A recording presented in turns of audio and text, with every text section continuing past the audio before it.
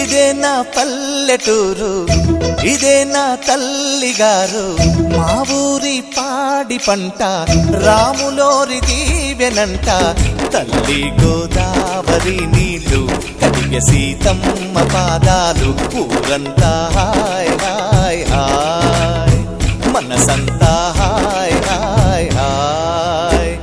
ఇదే నా పల్లెటూరు, ఇదే నా తల్లిగారు, మా ఊరి పాడి పంట రాములోరి దీవెనంట.